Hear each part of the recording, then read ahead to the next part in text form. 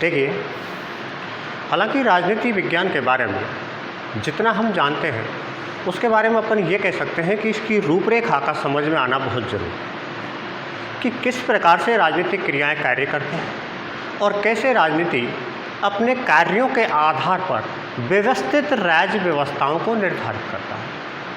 सामान्यतः अपन ये कह सकते हैं कि राजनीति विज्ञान एक प्रकार से दो शब्दों से बना हुआ वह शब्द है जिसे अपन राज प्लस नीति के नाम से जानते हैं। जैसे राज प्लस नीति।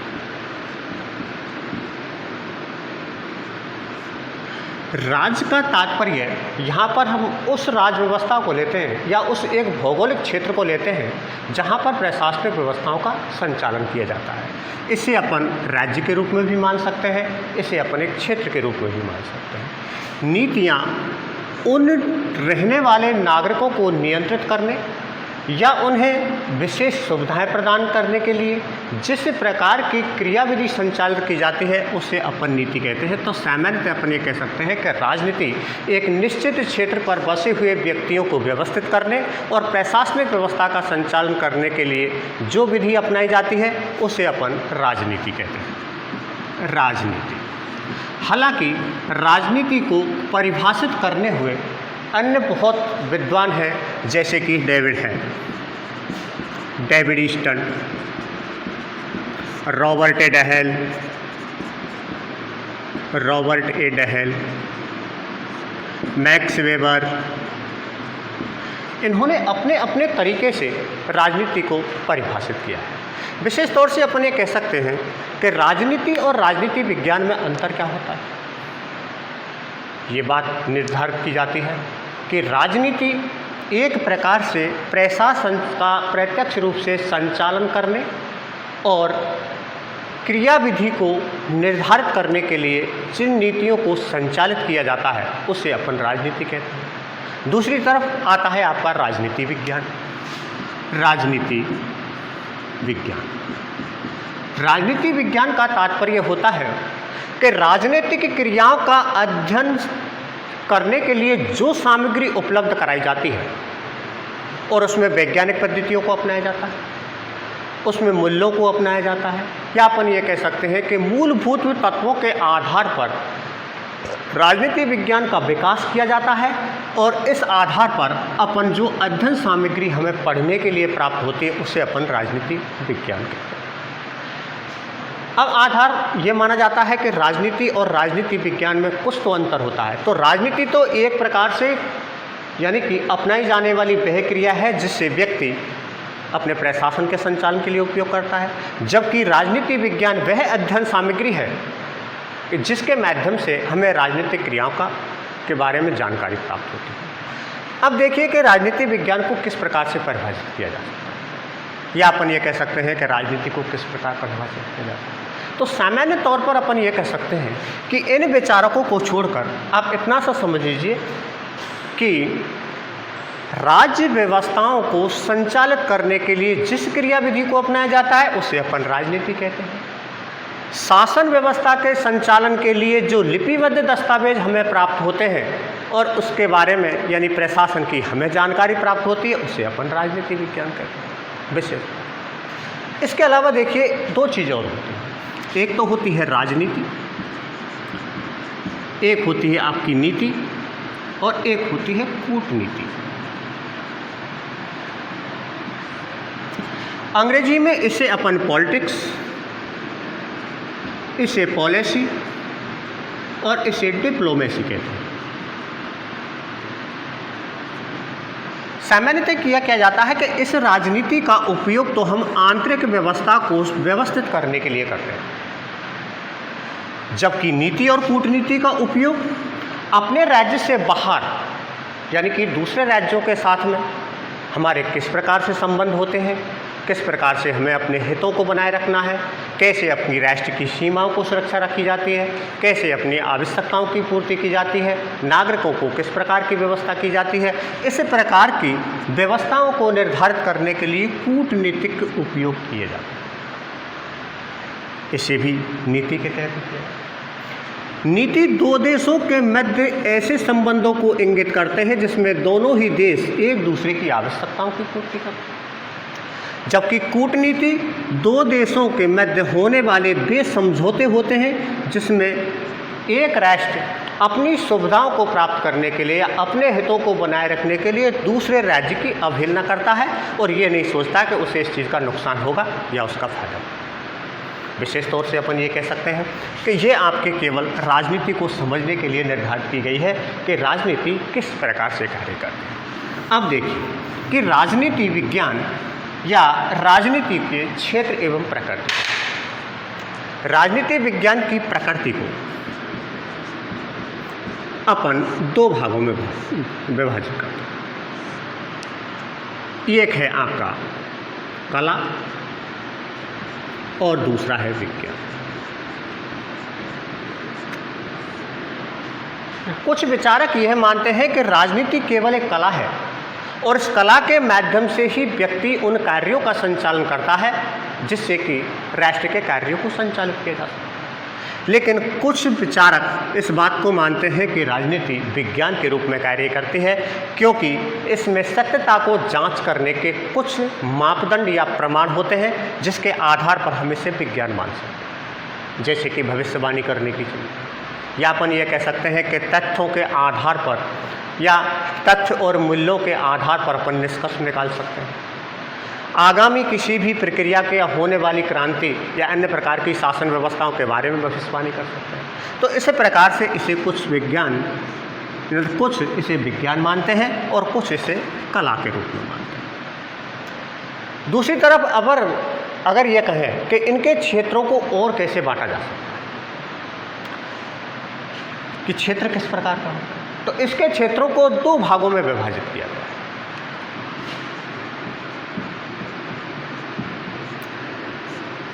विशेष तौर से ध्यान रखने वाली बात यह है कि राजनीति विज्ञान के क्षेत्र को अपन दो भागों में किस प्रकार से मानते हैं। आप जानते हैं कि सर्वप्रथम राजनीति विज्ञान का विकास यूनानी राज व्यवस्था से माना जाता है और सबसे पहले जो दार्शनिक विचारक हुए थे उसे अपन प्लेटो के नाम से जानते हैं, जो आदर्शवादी विचारक थे। इन्होंने अपनी जो पुस्तक थी जिसका नाम था रिपब्लिक, इसके तहत एक ऐसे आदर्श राज्य की कल्पना की थी जिसमें प्रत्येक व्यक्ति को अपने कार्य करने, अपनी सीमाओं में रहने, इसके साथ साथ में राज्य के विकास के लिए क्या हमें करना चाहिए, किसी प्रकार की कोई बुराई नहीं की जानी चाहिए या किसी प्रकार के कोई अवगुण नहीं होने चाहिए और प्रत्येक व्यक्ति को वर्ग विभाजन के आधार पर कार्य किया जाना चाहिए। इस आधार पर प्लेटो ने अपने आदर्शवादी राज्य की स्थापना अपनी रिपब्लिक पुस्तक के तहत, लेकिन सुव्यवस्थित अध्ययन नहीं होने के कारण केवल यह आदर्शवादी विचारधारा थी और इसमें व्यावहारिकता का कहीं कोई उद्देश्य नहीं था। यह राजनीति विज्ञान का अधूरा ज्ञान प्रदान करता है कि केवल आदर्शवादी होने से ही प्रशासन का संचालन संभव नहीं है और इसी के आधार पर फिर इनके ही शिष्य थे जिसे अपन अरस्तु के नाम से जानते हैं। अरस्तु ने अपनी पुस्तक पॉलिटिक्स के तहत इस आदर्शवादी विचारधारा के साथ साथ में व्यवहारवाद को भी अपना गया, यानी कि व्यवहार में कैसा किया जाना चाहिए। उस समय के छोटे छोटे लगभग 158 देशों के संविधानों का अध्ययन करने के बाद में उन्होंने व्यवहारवाद को ज़्यादा महत्व दिया और उन्होंने अपनी पुस्तक पॉलिटिक्स के तहत राजनीति विज्ञान को एक क्रमबद्ध रूप प्रदान किया। और यही कारण है कि राजनीति विज्ञान के अपन गुरु के रूप में या राजनीति विज्ञान के विशेष तौर से प्रवक्ता के रूप में या इसे बनाने वाले या इसके गुरु मान लीजिए, तो अपन ये कह सकते हैं कि प्लेटो को नहीं मानकर अपन अरस्तु को मानें। अब बात स्पष्ट हो जाती है कि राजनीति विज्ञान के गुरु यानी प्लेटो माने जाते हैं, जिन्होंने अपनी पुस्तक पॉलिटिक्स के तहत इस आदर्शवादी विचारधारा के साथ साथ में व्यवहारवाद को अपनाया गया था, इसलिए राजनीति विज्ञान का गुरु अरस्तु को माना जाता। अब मैंने जिस क्षेत्र की जो आपको बात बताई कि क्षेत्र कौन कौन से, तो क्षेत्र होते हैं एक तो आदर्शवादी विचार और एक होती है व्यवहारवादी। अब आदर्शवादी विचारधारा चूंकि प्राचीन विचारधारा है, जो यूनान, एथेंस से मानी जाती है, तो अपन इसे आदर्शवादी को अपन चाहते हैं तो परंपरागत कह सकते हैं, परंपरागत राजनीति। और जहां व्यवहारवाद को अपनाया गया था उसे अपन आधुनिक राजनीति कहते हैं, आधुनिक राजनीति। परंपरागत राजनीति और आधुनिक राजनीति में अंतर क्या होता है? देखिए, सबसे पहले परंपरागत राजनीति में केवल बहुत सूक्ष्म अध्ययन किया जाता है, यानी केवल मूल्यों पर जोर दिया जाता है। अब ये मूल्य क्या होते हैं? मूल्यों पर जोर दिया। मूल्यों से तात्पर्य व्यक्ति के वे मौलिक तत्व हैं जो विकासात्मक कार्यों के लिए आवश्यक होते हैं, जैसे कि नागरिकता है, राज्य है, सरकार है, अधिकार है, सरकार के अंग हैं, बस केवल यहीं तक सीमित थी। या अपन ये कह सकते हैं कि यह राज्य का अध्ययन करता है,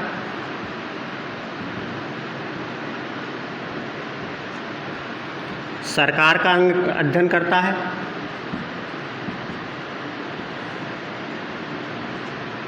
सरकार के अंगों का, इसके अलावा यह आदर्शवादी मूल्यों पर आधारित है, मूल्यों पर, और अध्ययन सामग्री सूक्ष्म पाई जाती है, अध्ययन सामग्री सूक्ष्म। लेकिन ऐसा नहीं है कि परंपरागत राजनीतिक सिद्धांत सीधे ही आधुनिक राजनीतिक सिद्धांत पर पहुंच गया, ऐसा नहीं, क्योंकि जहां पर इन चीज़ों का अध्ययन किया जाता है वहां इन चीज़ों के अध्ययन के साथ साथ में अन्य चीज़ों पर भी ध्यान दिया जाता है, जैसे मूल्यों के साथ साथ में तथ्यों पर जोर दिया जाता है। राज्य के अध्ययन के साथ साथ में सरकार और उसके विभिन्न अवयव अंगों का अध्ययन किया जाता है, सरकार के अंगों के साथ साथ में उसकी क्रियाविधि का अध्ययन किया जाता है, आदर्शवादी विचारधारा के साथ साथ में व्यवहारवादी विचारधाराओं का अध्ययन किया जाता है, और अध्ययन सामग्री सूक्ष्म यानी कि केवल आदर्शवादी होती है, जबकि आधुनिक राजनीतिक सिद्धांत में वैज्ञानिक पद्धतियों को भी अपनाया। लेकिन ऐसा कैसे संभव है कि सीधे ही आदर्शवादी विचारधारा से अपन आधुनिक राजनीतिक विचारधारा में पहुंच जाते हैं? ऐसा संभव। अब इसमें देखिए कि जो आदर्शवादी विचारधारा आपकी है ये तो प्राचीन विचारधारा मानी जाती है, लेकिन आदर्शवादी विचारधारा से आधुनिक विचारधारा तक पहुंचने के लिए दो सीढ़ियों का इस्तेमाल किया गया।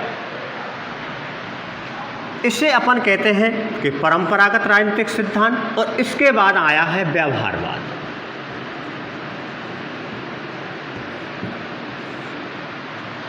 और व्यवहारवादी विचारधारा के बाद आया था उत्तर व्यवहारवाद, और इस उत्तर व्यवहारवाद को हम आधुनिक राजनीतिक सिद्धांत कहते हैं, आधुनिक राजनीतिक सिद्धांत।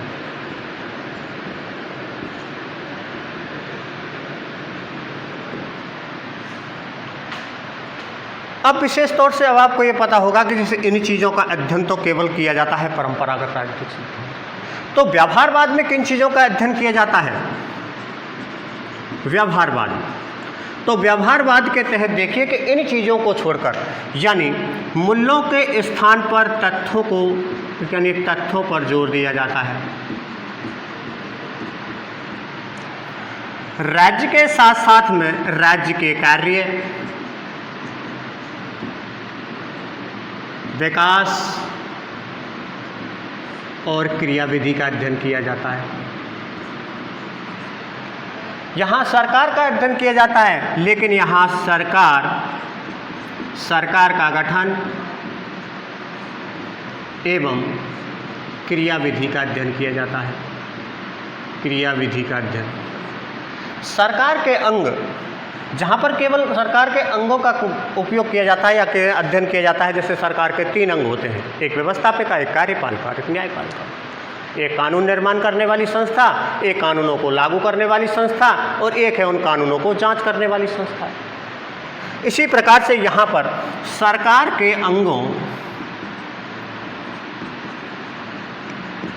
अंगों का बृहद अध्ययन किया जाता है, वृहद अध्ययन किया जाता है, जिसके तहत किस अंग का कैसे निर्माण किया जाता है, वह कौन से नियंत्रण के तहत कार्य करता है। जैसे कि अपन ये कह सकते हैं कि क्या कानून बनाने वाली संस्था, नियंत्रित करने वाली संस्था दोनों एक दूसरे को नियंत्रित करती हैं। क्या अपन ये कह सकते हैं कि कानूनों को क्रियान्वित करने वाली संस्था और कानूनों की जांच करने वाली संस्था में आपस में कोई संबंध होता है। इन चीज़ों की अध्ययन सामग्री यहाँ पर की जाती है। लेकिन विशेष बात यह है कि जब परंपरागत राजनीतिक सिद्धांत के मूल तत्वों को छोड़कर इन चीज़ों का अध्ययन किया जाता है, जैसे कि आदर्शवादी विचारधारा के आधार पर व्यवहारवाद को अपनाया जाता है, व्यवहारवाद को, और अध्ययन सामग्री जहाँ पर वहाँ पर सूक्ष्म है, यहाँ पर अध्ययन सामग्री बृहद की जाती है, यानी बृहद अध्ययन सामग्री, अध्ययन सामग्री। अब इसके साथ साथ देखिए आपको विशेष तौर से क्या क्या चीज़ की, ये चीज़ों का अध्ययन तो किया जाता है, इसके अलावा भी व्यवहारवाद के तहत तुलनात्मक अध्ययन को महत्व दिया जाता है, तुलनात्मक अध्ययन।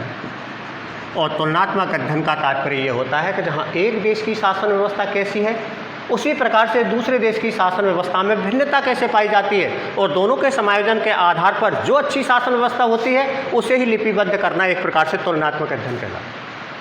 या अपन ये कह सकते हैं कि दो या दो से अधिक देशों की शासन व्यवस्थाओं की तुलना करने के बाद में किस प्रकार की कहाँ शासन व्यवस्था कैसी है और किस प्रकार की कहाँ कैसी है, इस चीज़ को अपन तुलनात्मक कहते हैं। इसके साथ साथ ही अब आप देखिए जो महत्वपूर्ण चीज़ अपनाई गई थी व्यवहारवाद, वो व्यवहारवाद के तहत इस चीज़ को अपनाया गया था कि यहाँ पर वैज्ञानिक पद्धतियों को अपनाया गया था, वैज्ञानिक पद्धति। और विशेष तौर से वैज्ञानिक पद्धति कहते हैं अन्वेषण, सर्वेक्षण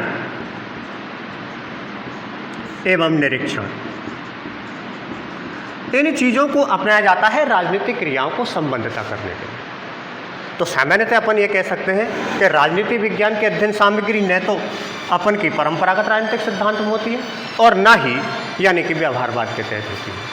सामान्यतः अपन ये मानते हैं कि व्यवहारवाद और राजनीति विज्ञान के परंपरागत सिद्धांत दोनों को ही अपन ये मानते हैं कि ना तो राजनीति विज्ञान का परंपरागत सिद्धांत पूरा अध्ययन करता है और ना ही व्यवहारवाद करता है। अब अपने के सामने सबसे बड़ी समस्या पैदा हो जाती है, फिर राजनीति विज्ञान की अध्ययन सामग्री पूरी हमको कहाँ मिलती है। इसके बाद में अपन देखते हैं कि फिर अस्तित्व में लेता है उत्तर व्यवहारवाद, और इस उत्तर व्यवहारवाद को ही अपन आधुनिक राजनीतिक सिद्धांत कहते हैं। और किस प्रकार से यह क्रियाविधि करता है और किन किन चीज़ों का अध्ययन किया जाता है, ये मैं आपको अगले ऑनलाइन क्लासेज में आपको बता दूँ। धन्यवाद।